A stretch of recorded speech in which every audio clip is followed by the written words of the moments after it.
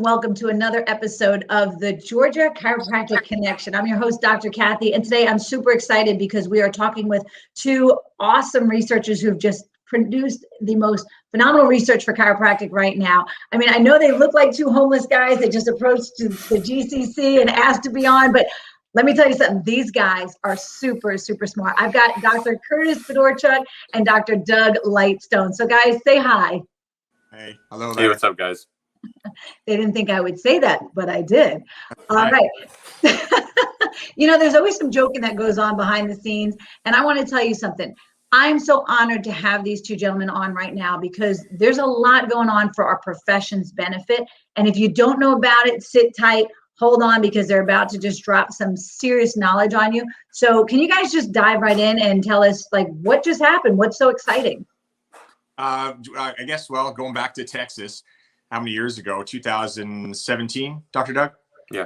So we're sitting at a seminar, and Dr. Matt McCoy is going over stuff for continuing ed, and he goes, how many epidemiology papers are on there on subluxation? And we're all waiting, of course, and the answer is 0, right? Like not a 1. And of course, when you start looking that up, epidemiology is the cornerstone of public health. It shapes health policy. It's how they use information. They find out, hey, how dangerous is something? What's the prevalence of it in the population? Just to give you an idea of how kind of unfortunate it is that we're in this situation, is that there's actual epidemiology studies on icicle death falling off a house. So growing up in Canada, and of course, you two New Yorkers, the fact that you made it out of New York without an icicle falling on your head is actually a miracle, because there's data for that. There's data for spelunking. There's data on all these things. Spelunking is cave diving. And of course, subluxation, which we know has a detrimental impact on human health. There's just no epidemiology data on that. So Dr. Matt McCoy says, can someone please do an epidemiology study on that? And Dr. Doug and I were literally sitting side by side, kind of like this. And we just look at each other and, okay. So fortunately, I've used since its inception, 2008, I believe, 2007, Posture Ray, which is an electronic marking software that has the accuracy down to like 0.01 millimeters and degrees. And so I've kept track of every patient I've ever x-rayed ever since they've come to my office. So what we're able to do is extract that data out of Posture Ray along with my practice data, which is all digital as well. And we're able to do a huge epidemiology study on the adult population. Now, that is all done, and we've actually done that with Emory University. We just have to finish writing it up and putting it in a journal. But in the last couple of years, especially probably 3 years ago, we noticed that pediatric chiropractic was on fire. There's stuff going on in legislation in Canada, which I defected from, by the way. Just going to put that on record.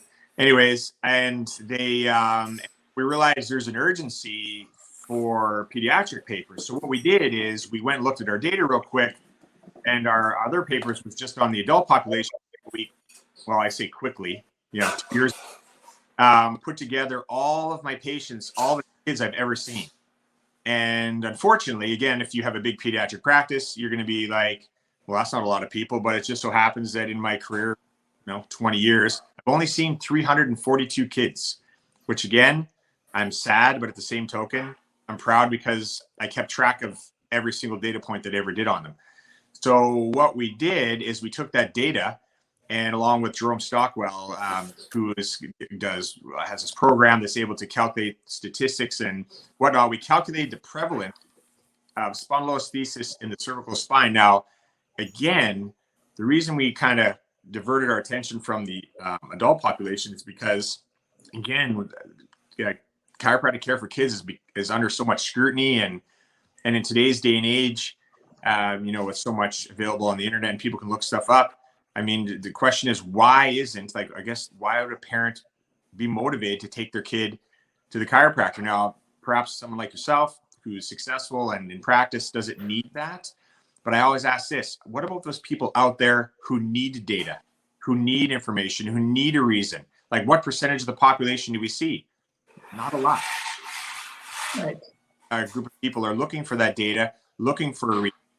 And then now we have it. It's the first step in that direction. This is the first paper of its kind, and Dr. Doug will go over this, not only in the chiropractic, but literature as well. So that's part of the reason the paper got put in first place. But it took 2 years, a couple rounds of review, and a lot of hard work. And so when it finally came out, it actually made the cover of the journal, of a radiology journal. It's in PubMed right now, and it came out just in the end of June. And I have to tell you that probably one of my life's goals is to have that. So we're excited that this is the first ever for the profession. We're excited for what it says, and I'll talk about that, because I literally just, again, we put together all the data that I had over the years, and he put it into an amazing paper. And the stuff that it says there is just nothing short of fantastic. And it means so much for the individual practitioner. It also means so much for parents who are now going to learn that, wow, even though my kid just did a backflip on a trampoline and landed on their head, and even though they're not passed out or bleeding from the nose, perhaps I should get them checked. So I'll leave it with you, Dr. Doug. Go ahead. Yeah, no. So ultimately, everything that Dr. Curtis was talking about is 100% true. Yes, we're looking for people to be able to go into the internet and research chiropractic. Oh, someone says I should bring my kid to a chiropractor. Why should I? This is a great reason. Essentially, the paper is the first ever epidemiological study on vertebral subluxation. It's the first. What's that? It says it right on the cover. Right.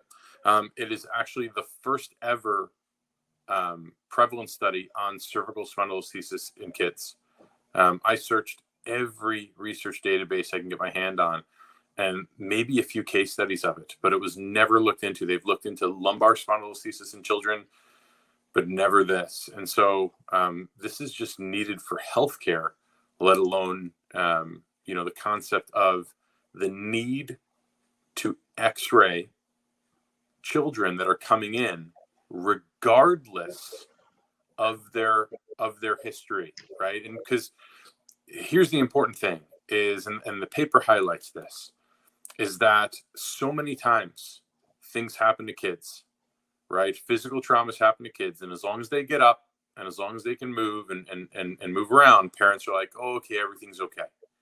And right, it's that shake it off mentality, right? Well, it's right. It's more, it's a lot of fear, right? I've got 2 kids who treat their bodies like, like it's an amusement park, right? And it's when they get up after that, dive off the couch or something like that, is you want to believe so badly that they're okay. And when they stand up and they move around, you're like, oh, thank goodness they're okay, right? It makes you feel better. But as chiropractors, as we know that doesn't necessarily mean that everything's okay. And as I started looking into the research about physical trauma in pediatrics, it was really, really interesting, a lot of the things that I found. So, some of the things that they talk about is in research is birth trauma, right? They talk about, motor vehicle crashes and sports injuries and things like that. But they also talk about things like childhood violence, right? And not just domestic violence, but like kid-on-kid violence, right? They talk about, slip and falls. A lot of the research talks about that. So many, an overwhelming majority of injuries that happen to kids, never get reported to the parents, right? So like something happens to the kids when only kids are around. And as long as they get up and are okay, like it never gets reported back to the parents. And then even the ones that the parents do see or are present to, as long as like everything's quote unquote okay, is it never makes its way to the doctor, right? And so, I have to dig so often in my practice with the kid, who's sitting in front of me, and everyone like, oh yeah, no, yeah, he fell down the stairs when he was this, but he's fine. Or on the cover journal is actually a fall from a horse, right, on their head. And so much of this gets kind of written off. And so there's so many examples and so many instances of where kids, can essentially, put their bodies through the ringer, and, we're wondering why, or people wonder why their spines are so screwed up when they're in their 30s, 40s, 50s, 60s. And this is where it comes from. And, right. We were working on this paper for a long time. A lot of stuff in politics have kind of come to a head recently about x-ray rights, about, taking care of kids, about anything like that. And so the benefits of X-ray. Right. And the power of this paper kind of became more significant even as time went on, when we weren't even intending for this. But, the ultimate thing is this, that, we were just reporting on the data. It was valuable regardless if it was 5% of kids, 85% of kids or 20% of kids, which is what the data kind of showed, was that 20% of kids had at least one cervical spondylolisthesis, which is a big deal, right? And so it didn't matter. It was just giving information. And so I know the GCC has a section that's devoted to legislation efforts and things like that, right? Yes. And so, right. And so, you want to talk about the power of paper. I've spoken with legislators. I've heard legislators speak. And the one thing that they're asking for is they say, hey, we want to advocate for you. We want to advocate for chiropractic, but you guys need more than just, people beating on their chests and talking about how awesome chiropractic is. Share the data. Yeah. Share the data. Do some work, right? I'm glad you said that, because I think that's one of the comments that I get so often in the profession, because I do get to travel around and speak to chiropractors all around the world. And you get that one faction that's like, who needs research? Who needs data? I know that the chiropractic adjustment works. I know it works. I see it every day in my practice. And I get that. I get that from our perspective. But I also have to kind of switch hats, put on the mom hat and say, my kid did fall down the stairs. Show me the data. Show me the research. And I see where the legislators need that, because they can't just say, well, it feels good, or this mom said it worked for her kids. The research becomes important. And having a vast, library full of research would make a big difference for the profession. So I'm glad that you mentioned that. That's really important. Yeah, I real quick, Dr. C, is that I don't necessarily, I don't know if this will make friends or not, but of course, going through chiropractic school and coming up in the profession and being around a lot of people is, we know lots and lots of chiropractors, and it's so funny because you speak to people about things that are going on in their lives or their families, and unfortunate situations where, docs, their parents need a surgeon or their kids need a surgeon or anything like that. When they talk about who they get, they talk about success rates and they talk about research and they talk about all those things. And all of a sudden that becomes really, really important, and it's like, you can't just want it when you need it. Correct. Your patients need it too. And if you're not going to put in the work, then I don't know what to tell you. I don't have a lot of respect for that. It's not just research is not just good for the other professions, right? Exactly, it's good for us too. It's exactly right. It's good for the goose. Absolutely. Yeah. The huge thing is here, and this is not a motivation for it, but I had a practice. Again, we do a ton of research. I was just telling Dr. Doug today, we're going to have our 43rd paper published probably in a couple of weeks, which, That's impressive. I mean, you just glanced over that really quickly. Yeah. That is impressive. That is huge. That's a lot of work that goes into that. So I applaud both of you, but in reality, I think the profession needs to really pay attention to how much work goes into getting one paper produced. It is an up at dawn, pride swallowing siege, if I can steal from Jerry Maguire. No, but here's the thing. So I have practitioners we talk about, and here's what they don't understand. I don't expect them to completely understand this, but one in particular goes, I don't need a paper. I don't need research. I'm crushing it. And I go, I totally get that, but it's not about you. It's not about me. It's not about us. It's about it's the future chiropractors. Even after it's the chiropractors coming up after Dr. Doug, it's our kids who maybe want to be chiropractors. They shouldn't have to deal with this. The work should be done. And that's why I wanted to get done. But this one in particular is suddenly motivated. Oh my God, we need research. And guess why they suddenly needed research? Because somebody, or another chiropractor for that matter, is trying to shut him down from what he's doing. So suddenly it's self-motivating. Well, I hate to tell you, but Dr. Doug and I don't work for Facebook likes, we're self-funded pretty much, right? For this study in particular. So why are we doing it? It is literally because people need to know this, right? That is the motivator. We're on ResearchGate. We had this pediatric neurosurgeon actually recommending our paper. There's a way you can actually tell on ResearchGate who not only reads your paper, but if they recommend it, that's a big deal. And then they give you highlights of how many people have recommended it. it's never been recorded in, healthcare. And one of the great lines in the abstract of the paper, you can actually see it. It says, Dr. Doug, I don't know if you have it in front of you. I don't want to. I do. Yeah. What does it say exactly? The second line in the discussion about getting X-rays regardless of. Yeah, regular spinal radiographic exams may help identify serious spinal conditions in their pre-symptomatic state. Boom. If that isn't preventative and that isn't getting checked for subluxation, then what does anyone else have? And the answer is nothing, right? I mean, they don't.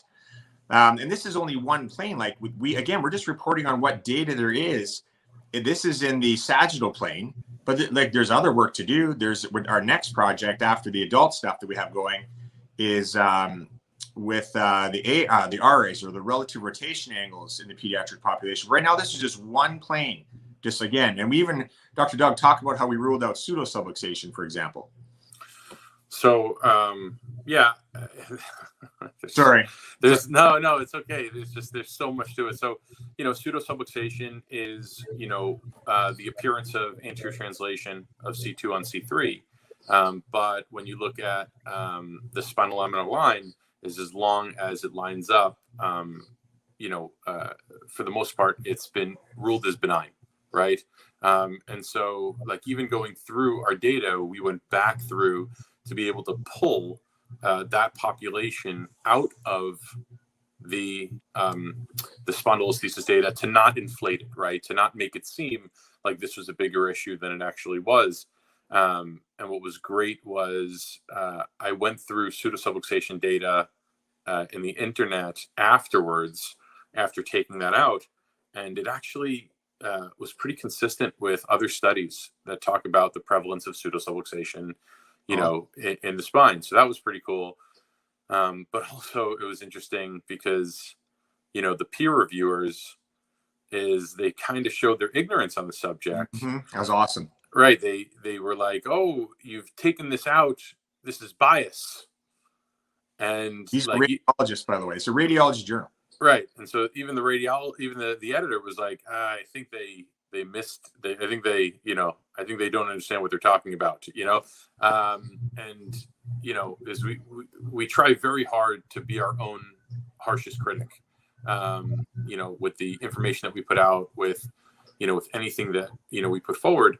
And yeah, we worked really, really hard on this, and feel that it's an excellent paper, an all-inclusive paper to really start a series of papers that come out highlighting the presence, the prevalence, the incidence, the severity, all of this of vertebral subluxation, obviously using X-ray to analyze. So I'm going to touch on two things here, because as just a regular practicing chiropractor and as someone who sits on multiple boards, okay, so someone who sits on multiple boards, I want to look at this and I want to say, what is the effect that this is going to have on the profession, and how is this going to help us? And I know you touched on that, because now it lends a lot more credibility. It's a lot more research. We've got pediatric neurosurgeons, like you said, who are now referencing this research and who are now using it. They'll ultimately be using this as a source for referrals. But what do you see this paper's impact being on the profession, and what is the next step? I know you mentioned other research projects, but what's the immediate impact that you see from this particular paper? Dr. Doug, you can pull the reins back on me on this one. Again, it's never done ever. Right. Like ever. So the fact that now it's out there, it's the smallest epidemiology study, but it's also the largest, right now for the profession. This is going to defend the individual who wants to take films. This is going to justify the individual who wants to take films. This is going to enable the practitioner to educate parents on it. This is going to enable parents to educate spouses on why their child should go. This is endless. Like it is that far reaching, and we'll do multi-center studies, like from other practitioners like ourselves that have similar data. This is just one. I mean, this is just my data in North Georgia, and so when more stuff comes out, it's only going to show what we've been saying for years, but now it's actually the literature. So again, it's good for the profession. It's good for those who want to know that because there are people that don't think you should x-ray kids. People don't think you should adjust kids, right? And we're dealing with that in multiple countries and in multiple jurisdictions where they're saying kids under the age of 2 shouldn't be adjusted or kids shouldn't be x-rayed. So I see where this really is going to come into place. Hey, Dr. C.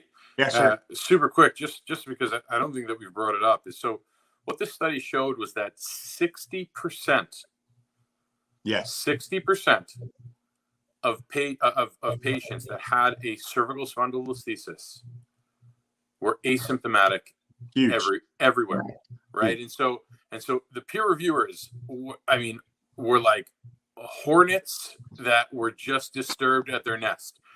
Why would you x-ray kids? Right? This and essentially, we discussed. We're like, we see adults in here. We make huge impacts on their lives.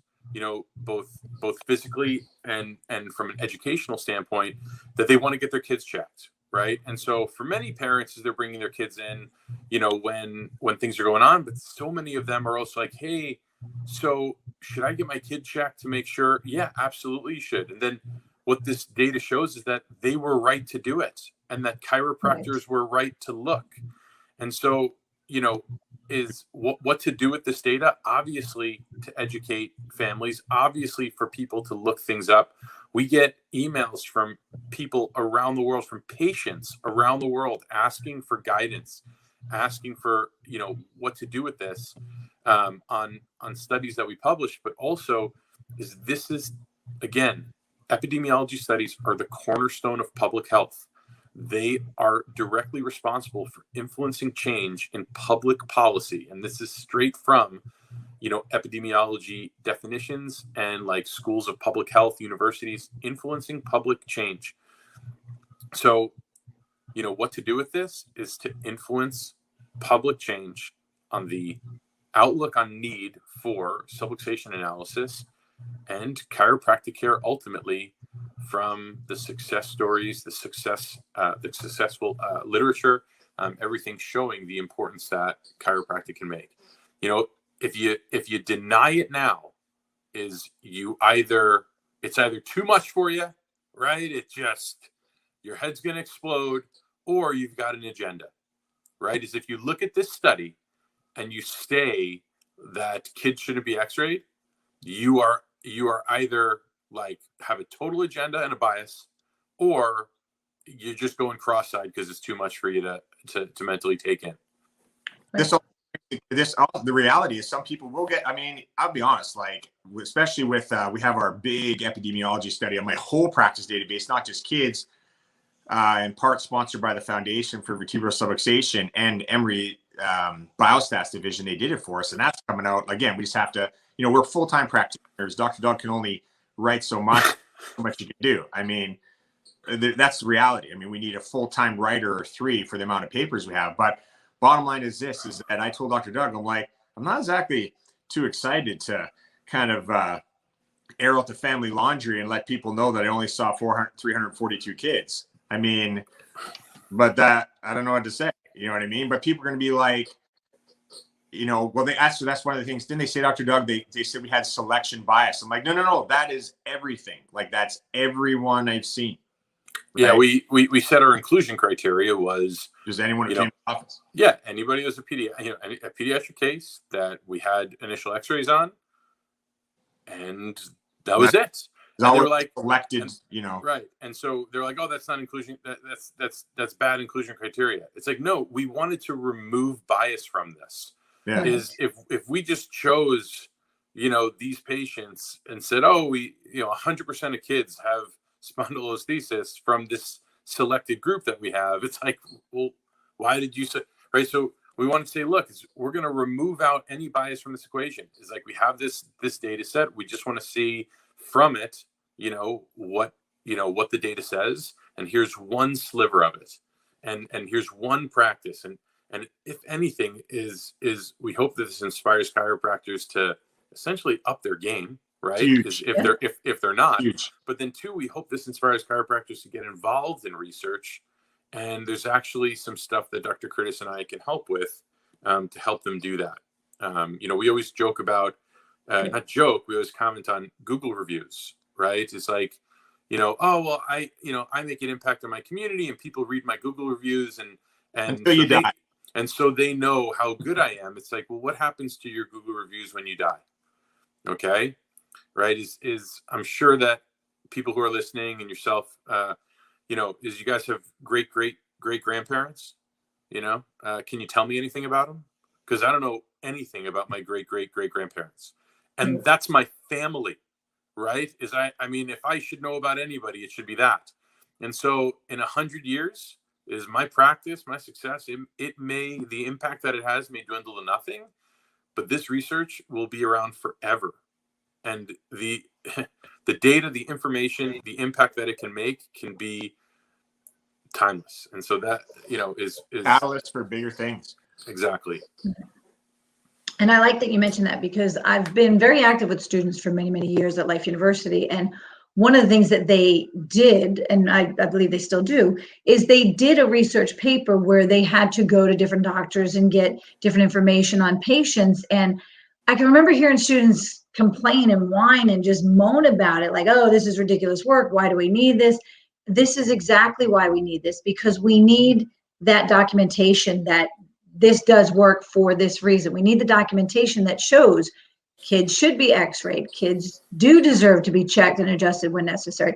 And we need that documentation. So as a doctor who's practicing on a daily basis, which I know you guys are as well, how does somebody watching this use this particular paper to help benefit my practice, my patients, and my community? How would somebody listening really access this and use this to help? It's as simple as this. And actually, the day it was published, I had a mom come in, and I don't think I'd seen her kid, or she's brand new. I'm like, hey, have you ever had your kids checked? No. I'm like, did you know that 70%, there's actually, kids can be out of alignment shown as much as 70% of the time, and 60% of the time it's asymptomatic. You wouldn't even know it. Do kids play sports? No, I didn't know that. Yeah, let me show you. I whipped open the paper and I go, oh, shameless plug.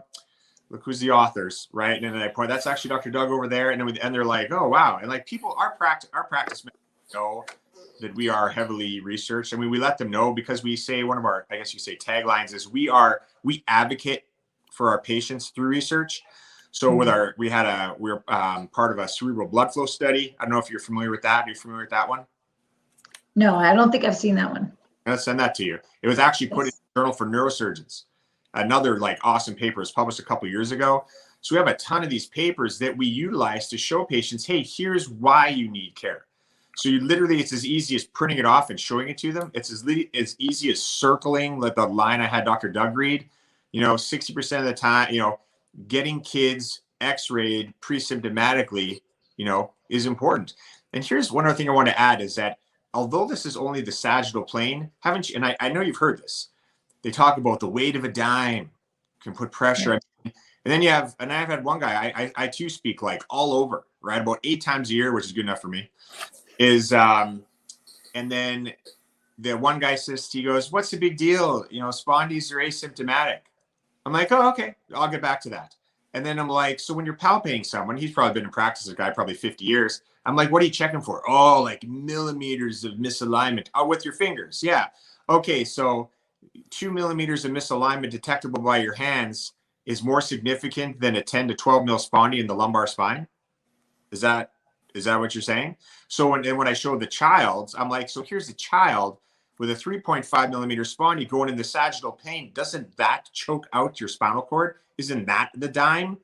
And then you just have to sit there kind of, I didn't point him out or anything, but so the reality is this is part of subluxation is a measurement of being out of alignment. And this is as, out of alignment as it gets, right? Especially in a pediatric population. So again, if we're serious about correcting subluxation, you should be serious about finding it, right? Like that's how serious I take it. We go down to the millimeter. And then here's the other thing. Once we find it, and you correct it. Right, Dr. Doug? Absolutely. The case series of the people we've corrected. So if a doc's taken x-rays at the beginning and telling their patients, hey, we need to work on this spondylolisthesis, it's like, well, you take a follow-up x-ray, right? Right. Show me that you worked on it. Show me that this worked. Yeah. Otherwise, they're still in danger. Yeah. Right. So what I want to do is we're going to put a link down below for everybody that's watching so that they can access this paper. But you mentioned that there will be opportunities, or maybe there are opportunities right now for other doctors in the profession to get involved. And maybe that's by, sending you our notes or following along a protocol. What's the next step for those people that want to help contribute other than typing up the paper for you? Sending us I'm sorry, I'm laughing. I'm not being disrespectful. Yes, don't send us your notes. Right. How you would do that. Again, this is not for everyone. Like, it's not glamorous by any stretch of the imagination. It literally is hours and hours away from your life. And I will tell you this, this came to light when we were at Emory University, and the statistician there, the head guy he goes, "Who funds you guys?" And I'm like, "Me, like just us, like beer and pizza." And he kind of looked at me kind of like, not disrespectfully, but kind of like not even snickering, but then he just kind of goes, "Yeah, noble." That's all he said. He didn't want to say anything else other than noble, because we've talked with researchers, and even to do small projects, just have some guy look at a project that we had was $15,000. Yeah. Just to look at it. I'm like, what? Yeah, no. And we got it published anyway. That's the cerebral blood flow study I was talking about. That's Dr. Evan Katz and his wife up in Boulder, Colorado. But anyway, so how can people get involved in research is that we have, Dr. Joe, you can touch on that in just a sec, but no one wants to, there are very, very, very few individuals that want to, quote unquote, look at their practice data and start publishing stuff. It's not for everyone. Like, it's literally not. You have to, it's thousands of hours and thousands of dollars in lost revenue. Let's put it that way. Because I'm sure over the years, when you focus on your practice, it grows. And I'll just say that I think Dr. Doug and I both keep each other pretty much, because we both have kids. We're both active outside the practice. You got, like, in the practice, laser focus. When we're working on research, laser focus. When we're their kids, laser focus. And that's where you get stuff done. But stuff like this, it's not, I guess the reason it hasn't been done ever is because just simply no one's taken the time to do it. It sounds like a lot. So yeah, let me jump in here, as Dr. Curtis has basically said you can't do anything. I said you didn't want to do anything.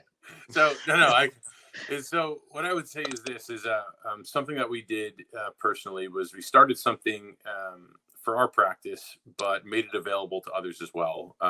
It's something called Health and Wellness Score, and that study's coming out this year too.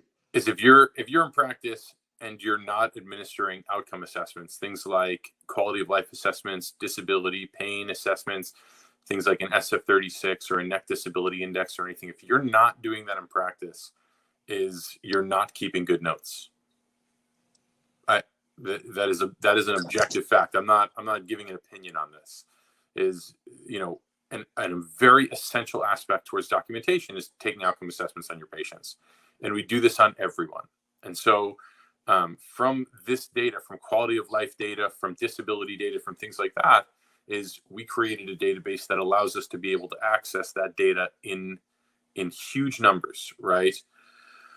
And what we've also been able to do is allow other practices to have their own accounts where non-identifying data we have access to, so that we can have access to the initial and follow-up exam information to be able to publish large aggregate data studies, large multi-clinic, center studies on chiropractic and the influence on quality of life, chiropractic and the influence on neck disability, chiropractic and the influence on, pain or functioning, emotional well-being, social well-being, any number of these things. And you don't have to do anything other than do what you're supposed to be doing in your practice, which is taking proper documentation and administering this stuff to your patients. And so, like, you don't have to do any, like if your patients are taking this stuff, then the data is there for us, and we are doing the research regardless, right? So we're going to be doing the research regardless. And so that is how doctors who like care and want to actually leave a legacy, this is how they can do it. Because I promise you is that you can have 20 years of Google reviews and it will not amount to 1 month of health and wellness score data. Okay, which will, like I said, it will live forever, and it will be able to influence doctors, patients, and policymakers, which is ultimately, in my opinion, what will further this profession, advance this profession, and give chiropractors the rights and roles and credibility that it deserves. So I know you said there's a paper coming out on that, but is that health and wellness score available for people to participate in now? Is that something that they have to contact you to get set up for? Yeah, you can go to healthandwellnessscore.com or contact us just off of that. But I just want to say that often Dr. Colby, I'm sure you've heard this over the years. A lot of people talk about stuff, right? And I've talked to people for the last 3 years, and pretty much every single thing I said we're going to do, we've done. I mean, we got over 40 papers now. And then the last 3 to 4 years have been just some pretty things I'm pretty much proud of. Okay. Are you familiar with the type 1 diabetes paper we published? You familiar with that one? The telomere paper? Familiar with that? Yeah, I've heard you talk about them at some of the different seminars that I've been at with you and gotten to see you. And we just published cervical spondylolisthesis on adults, like correction before and after.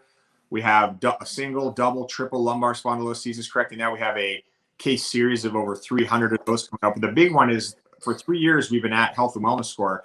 We have over 15,000 SF36.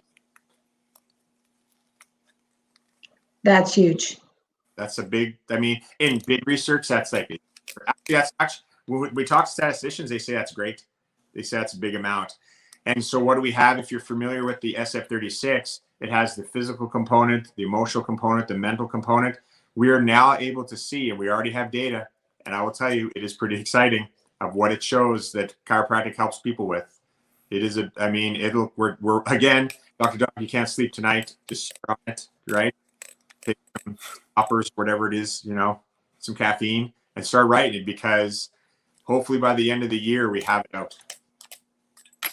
Nice.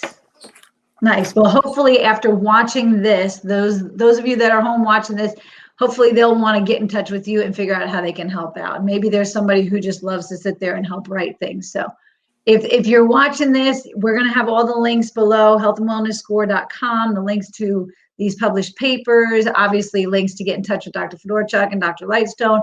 But any closing words that both of you want to contribute to us? Please educate your patients who have kids on this data. That's what it's for. I mean, Facebook likes are cool. We got lots of praise from our colleagues. I'm sure we got lots of hate from people who, are just disgusted with the fact that we x-rayed a child, right? But I'm also disgusted with those who don't after a fall and stuff like that. So again, this data is huge. So share it. That's what this is all about. Get it out so parents know to get their kids checked. That's what it's all about. Dr. Doug, anything?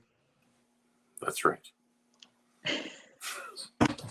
What he said. I said what I wanted to say. I find that hard to believe. Listen, I want to just thank both of you for taking the time to come on with us tonight. And really, there are not enough words to thank you for what you're doing, what you're working on, what you're creating for the profession, for having this particular paper published, this epidemiology study.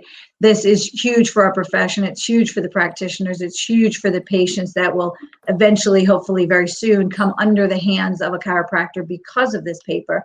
So a big thank you to both of you for the work you're doing. Thank you for having us. Absolutely. Thank you so much for coming on with GCC. We appreciate when you come and speak for GCC, because you always really light up the room and just give people like thoughts to take home with them and food to chew on. And, you put so many seeds up in our heads that we go back to our practices more on fire for chiropractic, more invigorated to really help improve the lives of the patients that we're also blessed to put our hands on. So thank you both for taking your time tonight. Thank you for everything that you do. Thank you. And to everyone watching along, thank you so much for watching the Georgia Chiropractic Connection right here with the Georgia Council on Chiropractic. We hope to see you again at one of our live events, because live events are back. Of course, you could always participate virtually with all of our events, but if you're not already a member, we welcome you. We would love to have you join us and really just help us make sure that the principle stays alive for chiropractic, and that we get great speakers like these two gentlemen to continue coming and educating you, empowering you, so you can go back and make a huge impact on your community. So thanks, everyone, and we'll see you soon. Thank you so much.